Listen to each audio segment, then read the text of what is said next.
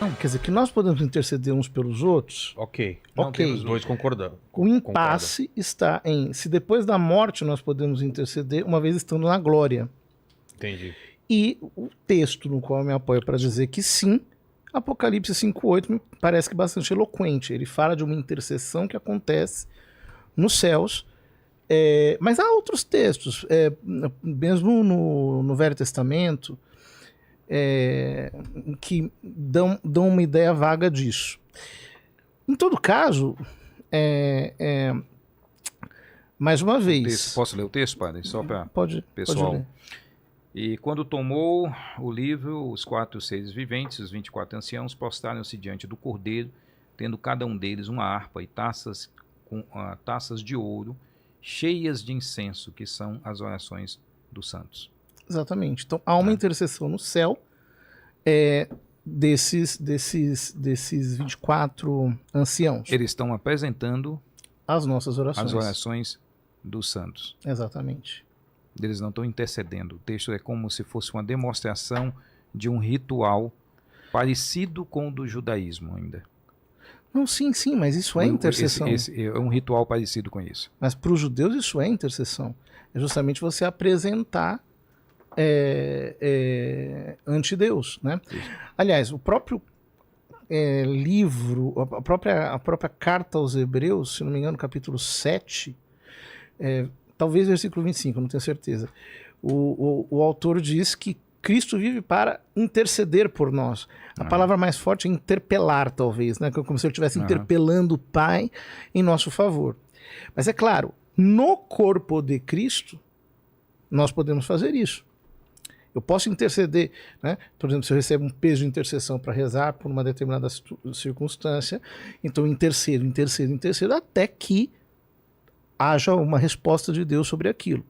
Agora, se eu estou diante de Deus, no céu, estamos excluindo aqui a doutrina do sono da morte, que eu acho que o senhor também não professa. Não. Então, se para Deus todos vivem, como diz Lucas 20, se Jesus disse lá para o bom ladrão, ainda hoje estarás comigo no paraíso. Ou seja, há uma consciência pós-morte. Aliás, eu vi o Rodrigo Silva aqui comentando esse texto, dizendo que, na verdade, eu vos digo hoje, estarás comigo no paraíso. Mas, peraí, eu vos digo... Quando? Ele troca a vírgula... Não faz sentido. Não faz sentido. Ele está dizendo que não é hoje que vai estar no paraíso, que ele está dizendo hoje. Mas ele está dizendo ontem? Há uma necessidade de dizer hoje. Há uma necessidade de dizer hoje. Né? Eu te digo. Né? Eu te digo hoje. É claro, tem que ser hoje. Não, hoje estarás comigo no paraíso.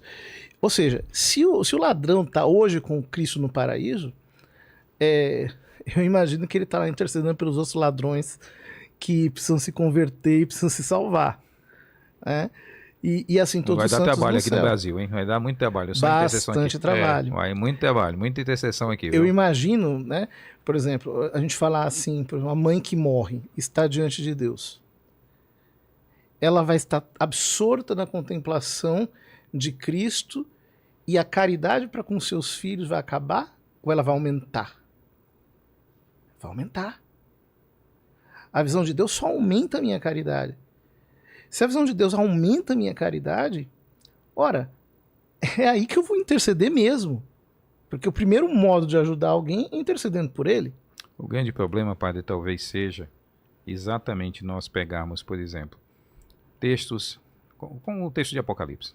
Né? Um texto de Apocalipse. O texto, ele vai usando, tendo cada um deles harpas e taças com ouro e incensos, são as orações do santo. Eu acho que nem eu, nem o senhor acreditamos que no céu alguém usa taça e harpa. Não. Não é? Eu acho que nós acreditamos que não é possível que o céu seja uma extensãozinha aqui da Terra, um puxadinho da Terra. Eu acho que o céu deve ser uma coisa muito gloriosa, muito, muito, muito magnífica, que quem chega lá fica meio extasiado até com essa contemplação. Eu também não concordo muito com isso. Não são linguagem? Não é uma metáfora? É uma metáfora. Não é metáfora? Sempre é metáfora. Porque se nós formos falar do céu e acreditar assim, olha, isso aqui é algo que está lá, tem uma taça mesmo, junta tudo aqui e junta essas intercessões aqui e a gente passa para Deus. Se a gente pensar dessa forma, todas... muito... Quando se fala de pós-morte, né, ou passou dessa vida para outro lado, é muita metáfora que a Bíblia usa. Né? Jesus... E taça é um símbolo forte, né? A taça, né? Sim, sim. E você pega, por exemplo, essa questão do inferno. Vamos estar falando do céu, vamos um pouco inferno. mais para baixo, né? Vamos um pouquinho para o inferno. Vamos um pouco para Deixa baixo. o Paquito ir pro inferno. Vamos um pouco para baixo. Jesus, quando vai falar do inferno, ele usa lá a palavra Guiena, né? Que é a referência a uma lixeira ao sul de Jerusalém. Ele vai falar... Eu fui lá, era naquela parte mais baixa onde ele jogava. vale, né? Mas ficava queimando mas lá. tá de muito... Ben Hinnom. Exato. Então, mas hoje está muito bonito. Hoje tá Tá um bonito. jardim belo, né? É. Lá está muito bonito. Mas aquela referência, quando ele faz a referência àquela ideia, você percebe o que ali? Ele vai falar, o verme não morre, o fogo não se apaga, é um lugar de densas trevas.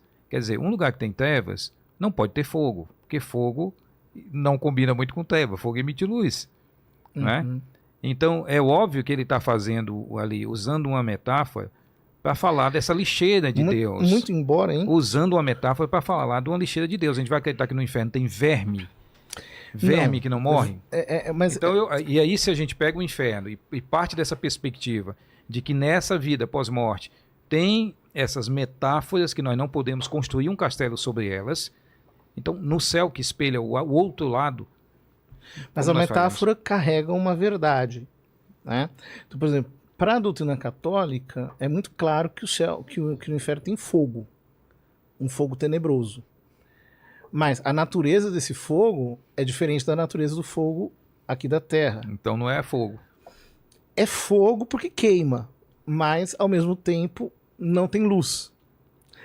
Entende? Então quer dizer, o que o texto diz é que é densas trevas e fogo. Exato. Ou seja, aqui a metáfora carrega uma verdade revelada que está por detrás dela. Então, nesse caso, harpa, taça, veste, coroa, etc., são imagens, mas por detrás da metáfora há uma realidade.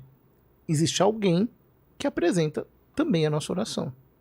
Mas o texto não identifica necessariamente isso com aqueles santos que partiram. Eu tenho lá 12 anciãos.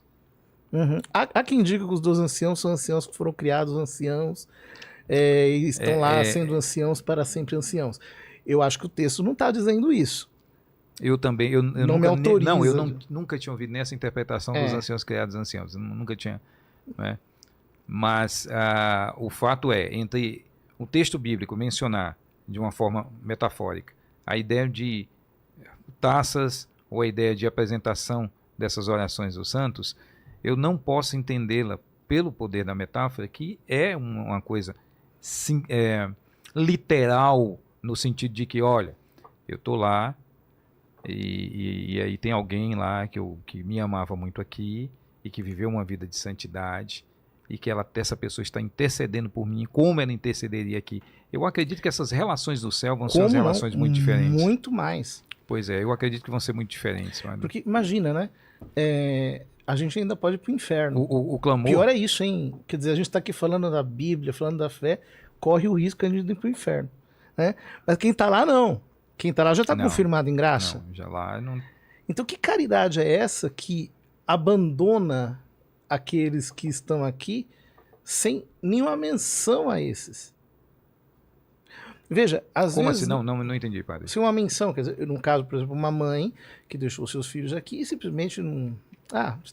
dane-se lá, se for o caso, né? Não tem sentido.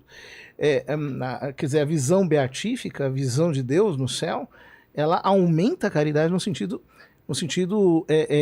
aqui também é analógico, né? No sentido de que ela reforça os vínculos de comunhão. Não tem sentido que fosse de outro jeito. O próprio apóstolo diz, nem a morte nem a vida nos separarão do amor de Deus que está em Cristo Jesus. Ou seja, não é um fator de separação, mas é um fator de intensificação da comunhão. Porém, nós precisamos entender que isso sempre se dá mediante Cristo. Porque a vida da graça é a própria vida de Deus em Cristo, dada a nós por participação. Ou seja, Eu só posso entender que o veículo dessa comunhão dos santos é Cristo mesmo. É Cristo no seu corpo. Quer dizer, todos nós recebemos a linfa vital do corpo de Cristo. E eu fico impressionado, sabe, Vilela? Por exemplo, quantas vezes, eu não sei até que ponto os senhores já tiveram experiências assim, mas quantas vezes, por exemplo, a gente está num canto e vem uma lembrança de alguém com uma carga. Uma intensidade. Intercede por essa pessoa. Aham. Reza por essa pessoa. Sim, eu faço isso. Aí eu vou lá, rezo. Depois a pessoa fala, olha, nossa, estava passando um apuro, aconteceu isso, isso. Agora, se isso acontece na Terra, no céu que eu estou vendo o verbo eterno, no qual todas as coisas existem, por que não aconteceria? Aqui eu ainda corro o risco de ir para o inferno. Lá eles já estão confirmados em graça.